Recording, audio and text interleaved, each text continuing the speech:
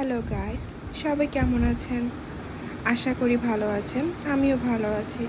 আজকে আমি আমার মা সহ যাচ্ছিলাম রংপুর থেকে একটু দূরে একটা হাটে। হ্যাঁ, তো হাটে যাওয়ার আগে এখানে সুন্দর সুন্দর ফুল দেখলাম। এগুলো আসলে কি ফুলের নাম আমি জানি না, বলতে পারবো না, কিন্তু আমার দেখে খুবই ভালো লাগছিল। তা ভাবলাম এটা আমি ভিডিওতে ক্যাপচার করে নিই। তারপরে হাটে আমরা গেলাম, গিয়ে দেখলাম একটা সুন্দর রামছাগর।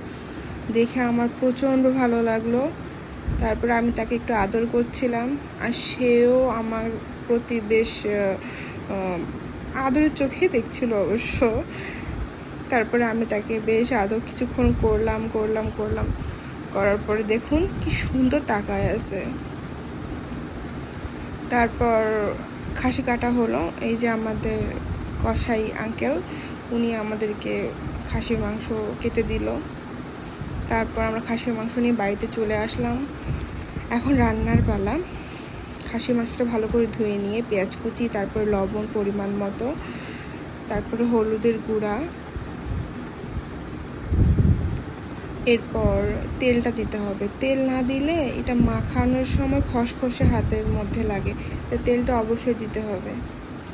তেলটা দিলাম।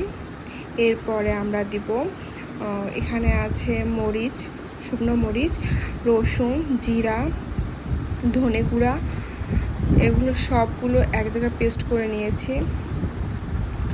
এখন এগুলো ভালো করে ম্যারিনেট করে নেব। ম্যারিনেট করে কিছুক্ষণ মানে আধা ঘন্টা রেখে দিব, যেন মশলাগুলো মাংসের গায়ে ঢুকে যায়। এখন আমি সময় নিয়ে ভালো করে ম্যারিনেট করে নিচ্ছি। মাংস রান্নার প্রথম কাজ হলো ম্যারিনেট করা। যে রান্নায় ম্যারিনেট করে রান্না করা হয় সেটা অনেক ভালো হয় খেতে।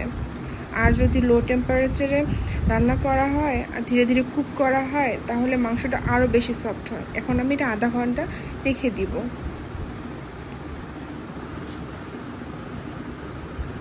এরপর গরম জলে এই যে পোলার চাল মা বসায় দিচ্ছে রাইস কুকারে।